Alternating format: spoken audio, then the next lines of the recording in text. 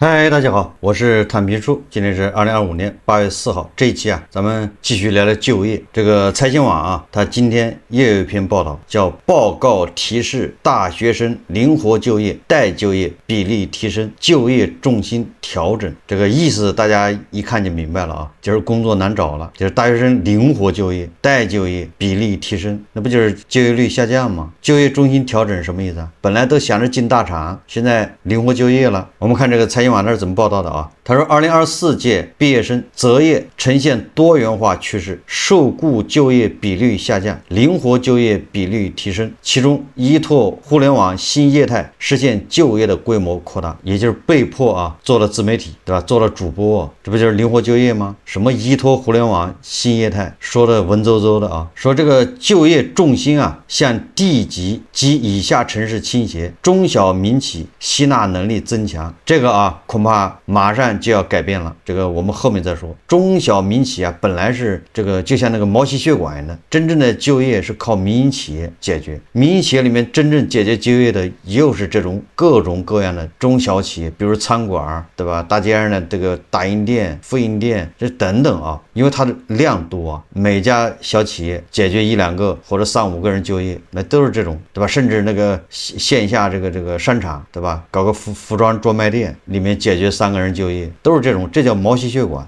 这种吸纳这个就业能力是最多的。那按照财新网的说法这些大学生一毕业之后也不挑了，也不是说必须进大厂，这些中小民企也只能，对吧？去那儿上班，但是未来这个就很难了，我们一会儿再讲他说另一方面，待就业群体占比增加，也就是没上班的待就业嘛，一毕业回家就变成全职儿女。说近3年因就业困难而选择升学的毕业生比例提升，什么意思就是很多人他不去找工作了，他变成考研，选择升学吗？伴随 AI 加速发展，就业市场和人才需求正经历变革。说近日第三方社会调查机构麦克斯研究院发布2025年就业蓝皮书，它这个蓝皮书包括2025年中国本科生就业报告和2025年中国高职生就业报告，调查了2024年应届本科生、高职生毕业半年后的就业状况。整体而言，在就业形势持续承压的背景下，2024年这个本科毕业生毕业半年后的去向落实率，就是包括受雇工作自由职业、自主创业、入伍、升学等，为 86.7%， 连续3年稳中有升，但仍低于2021届的 87.8%。2024届高职毕业生毕业半年后的去向落实率为 88.6%， 较2023届稍有降低，仍低于2021届。也就是说2021届无论是本科还是高职，那个就业率都是最高的。对于未落实去向的未就业毕业生，蓝皮书将其再分为准备升学和待就业群体，受就业市场分层和信息不对称影响，其中待就业群体规模不断扩大，本科毕业生待就业比例2020届的 5.2% 持续上升至2024届的 7.9%， 在未就业毕业生整体中占近60%，超过准备升学群体 2.5个百分点。在高职毕业生中，准备升学群体仅占未就业群体的 22%。薪酬方面，2024届本科毕业生平均月收入6199元，2024届高职毕业生平均月收入为4775元，超过了同期城镇居民月均可支配收入4516元。这个数字我觉得存疑这个麦克斯不知道他怎么调查的，应届本科生月平均收入6199，我觉得这个数字得要打个大大的问号。2024届本科高职毕业生就业满意度分别提升 81%、82%。此外，地方本科院校就业满意度5年来首次超过双一流高校，二者分别为 81%、78%。为什么地方本科院校就业满意度反而比双一流大学还要高呢？这个东西是个主观的这个标准，对吧？我觉得我很满意，那很有可能是双一流大学这些学生期望比较高，所以他满意度就低嘛。实际上社会达不到，而反而这地方本科院校人家期望就没那么高，所以容易满足，这是我理解的啊。说工学就业继续领跑，计算机专业落实率下跌。从不同学科门类来看，工学本科毕业生毕业去向落实率保持领先，2024届为 89.6%， 紧随其后的是农学、历史学，且近3届增长较为明显，分别为从2022届的 86.6%、84.2% 上升至2024届的 88.7% 和 87.2%。教育学2024届毕业去向落实率为 86.9%， 相较于2023届 87.7% 有所回落。与此同时，工学本科毕业生月收入持续领跑，2024届达到6841元，其次是经济学6280元，理学6115元，管理学6075元。就业量较大的金融领域整体薪资水平相对较高，教育学毕业生月收入相对较低，2024届仅为5085元。值得注意的是，传统热门专业计算机类2024届本科毕业去向落实率为 82.4%， 显著低于2022届的 86.6%， 其2024届月收入为6846元，虽处高位，但仍不及2022年6863元。蓝皮书分析，计算机类专业面临行业周期性调整、人才供给过剩等挑战，且人工智能、大数据等相关领域新兴岗位对从业者的学历门槛要求更高，因此本科生薪资承压。部分人文社科类学科，就是法学、艺术学、经济学、文学，本科生毕业去向落实率排名靠后，2024届均低于 84.5%。蓝皮书指出人文社科类因体制化岗位比例高，灵活就业多，加之人工智能对传统岗位替代效应，毕业生面临慢就业与岗位不稳定等挑战，就是文科生更难就业。高职院校情况类似，工学毕业生就业表现更佳，能源动力与材料、装备制造、生物与化工3大专业大类毕业去向落实率连续3年稳居前3，均超过 90%， 且3大专业处于薪资水平前3名。2024届月收入分别为5346元、5445元、5336元，而医药卫生、教育与体育大类去向落实率相对较低，其月收入亦低于4100元。这个报道说灵活就业比例提升，超1/4本科生因就业困难暂时读研。从具体去向上，2024届本科高职毕业生直接受雇比率分别为 60%、58%， 较2020年明显下降，分别下跌7个和10个百分点。受雇工作之外，灵活就业渠道持续分流，形式包括受雇半职工作，那就是兼职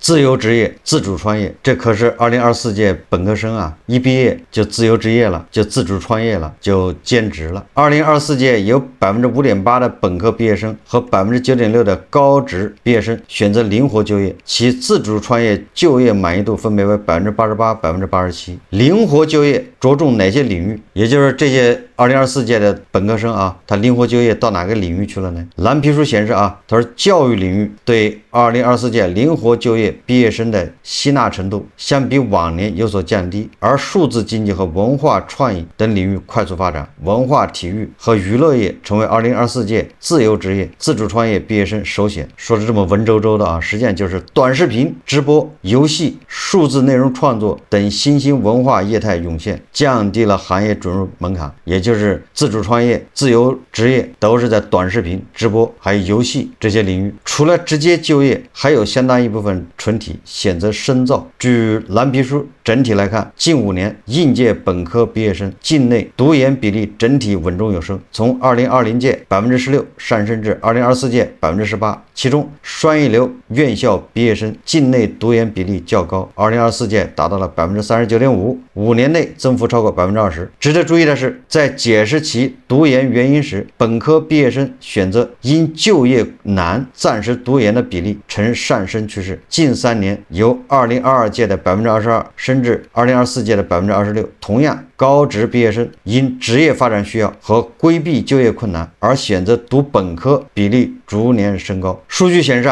有超40%的2024届本科毕业生考虑到就业前景好、职业发展需要而选择境内读研，但留学市场也逐步复苏，应届本科生毕业留学比例从2022届的 1.3% 提升至2024届的 2%， 双一流院校留学比例回升更为明显，2024届达到了 4.3%， 较2022届提升 1.5个百分点。这个第三方调研机构叫麦克斯他对中国2019届大学毕业生，那不是考研了吗？5年以后职业发展跟踪评价，学历提升至研究生的毕业生月收入是11353元，较本科毕业生增加1000元，也就是都是2019年毕业的，那本科毕业就上班了，还有那个2019年人家就考研去了，现在上班，那么研究生毕业比这个本科要工资高1000块，就业满意度为85%，也比那个不考研对吧直接上班的高5%。但不过蓝皮书也显示，应届毕业本科生毕业半年后暂未就业的人群中，准备考研的比例在近3年持续下降，从2022年 7% 下降至2024年的 5%。其认为这一趋势反映出毕业生深造决策更趋理性。2024届正在备考的毕业生中，有 80% 的人已经参加过研究生考试，超半数因初试总分未达录取线而二战考研。实际上考公的恐怕比考研的要多，考公才叫上岸，考研只是暂缓就业。这个就业重心持续下沉，人才需求何在？说在就业区域上，东部地区仍是本科和高职应届毕业生最集中的就业地，也就是长三角、珠三角占比接近 50%。但值得注意的是，本科和高职毕业生就业中心呈现向地级及以下城市倾斜的趋势，选择在地级及以下城市就业的本科生比例从2020届的 56%升至2024届的 63%， 同期在直辖市和副省级城市就业的本科生比例从 44% 下降至 37%。 蓝皮书指出这体现了新型城镇化背景下中小城市对毕业生吸引力的增强。所从事的职业方面，销售类岗位比例上升显著，2024届本科高职毕业生从事销售分别占 7%、11%，面向制造业的新兴技术岗和受文化产业新业态影响的相关媒体岗占比进一步扩大，而传统技术类岗位如金融、建筑工程等占比呈下降趋势。毕业生在民营企业个体就业的比例逐年增长，2024届本科和高职占比分别为 56%、73%，也就是说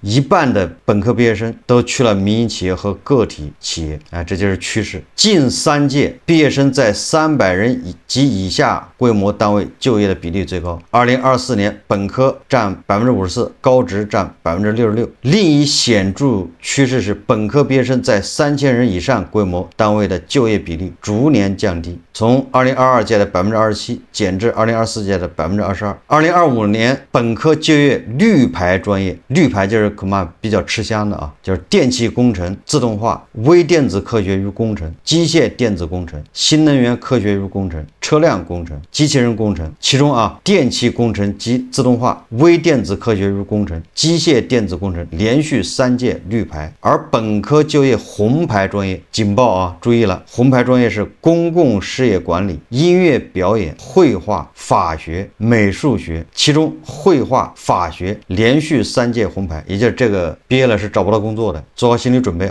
2025届高职就业绿牌什么铁道机车、运营与维护、电气自动化技术等等而2025年高职就业红牌专业包括法律事务、美术教育、小学教育，就是当老师法律事务这些都是红牌也找不到工作。这个就是财经网它的一篇报道，叫大学灵活就业，待就业比例提升，就业重心调整。实际上按照他这个第三方社会调查机构麦克斯的这个调查报告除了那个工资收入好像有点偏高之外，其他的符合这个个咱们的感受啊，因为说的是应届毕业生的就业，对吧？有很多人找不到工作，只好去考研，被迫的啊。当然也有人去考公，勉强找到工作的满意度也不高，勉强找到工作的现在越来越多的人进这个中小企业啊，这就这么个趋势啊。然后越来越多的人到地级市或者县城去了，更多的人是在灵活就业。灵活就业什么意思呢？就是当主播搞短视频，因为这没有什么门槛，先搞个半年一年再说。至少啊，你当主播搞自媒体，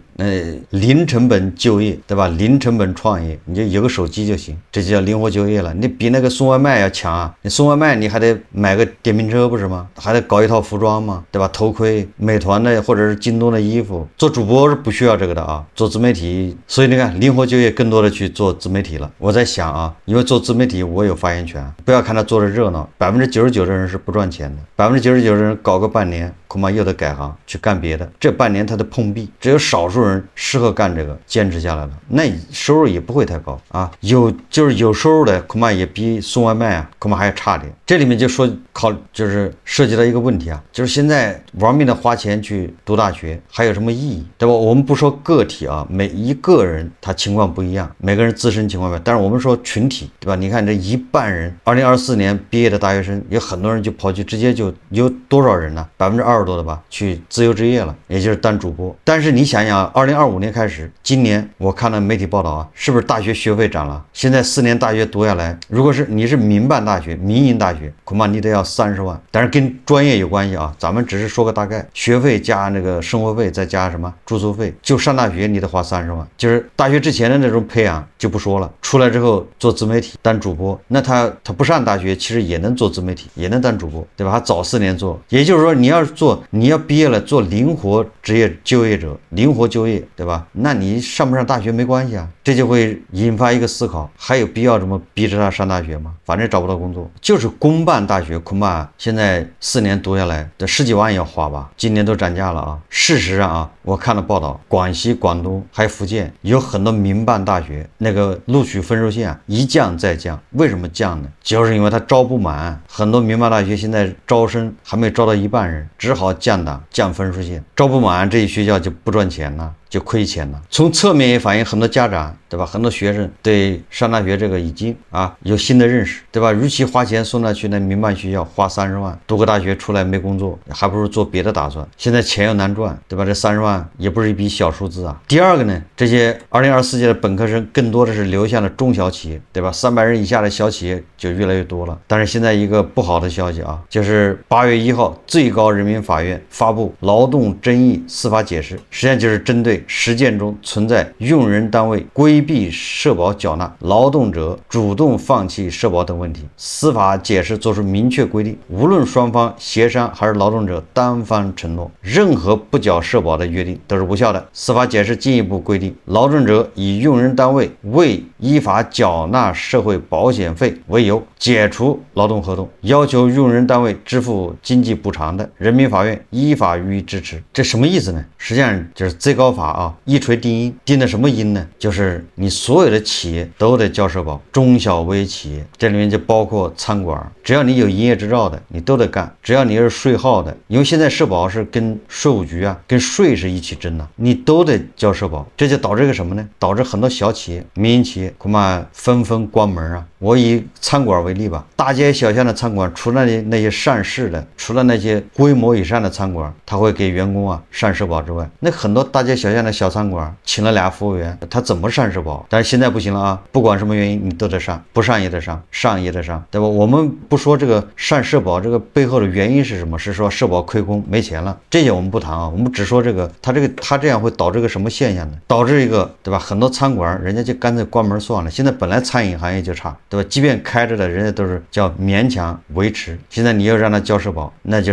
餐馆又得增加一笔开支，要么就是这个开支由这个服务员，对吧？在餐馆打工的人承担，你的工资本来是4000，那现在只能给你3200或者2800，对吧？还有800或者1000是要交社保的，也就是这个成本由打工的人承担，对吧？企业只承担一点点，要么就是企业承担，对吧？打工的人工资不变，但是企业他干不下去，黄了，老板算了，不坚持了，关门这是餐馆。那那还有很多，就比如说那个服装厂蹬缝纫机的，你说他怎么给人上社保？大街上开一个复印店，你里面的员工也得上社保。我觉得啊，不管他主观上是想干啥，他的初衷是干啥，但是客观上一定会导致大量的这种小微企业关门，就业会更难，对吧？从这个政策从9月1号实行，我觉得啊，下半年呢简直是就类似于禁酒令吧，对吧？禁酒令对餐饮行业的打击啊，你餐饮行业低迷，你不能全怪禁酒令啊，但是禁酒令你不能否认它是叫什么最后一根稻草啊，对吧？压垮骆驼的最后一根稻草。那这个社保规定也一样，对吧？你这个小微企业现在日子不好过，原因是多方面的，主要是经济不行。但是它这个社保这个新规一出啊，实际上它也不是新规啊，它过去也这么要求的，只是没有这么执行。过去执行都是睁一只眼闭一只眼，对吧？你们自己协商，现在不行了，一切都视同违法，都得交。那下半年可以说是哀鸿遍野，找工作会越来越难，对吧？中国啊，恰恰是这些小微企业容纳就业啊，这个政策有点操之过急，有点像补刀啊。这个时候搞这个政策，有点像饮鸩止渴。你在楼下开个小卖部，你得请一个人吧？以往这个人是不会上社保，但你现在就得上。按照最高法的解释啊，现在就是说这种小微企业人员流动也非常大，对吧？这是客观现实决定的。大家都是有的时候像这些餐馆来，你还签合同吗？都直接去啊，老板一看明天就上班了。有很多人在这干1个月，他说哦，我家里有事，我走了，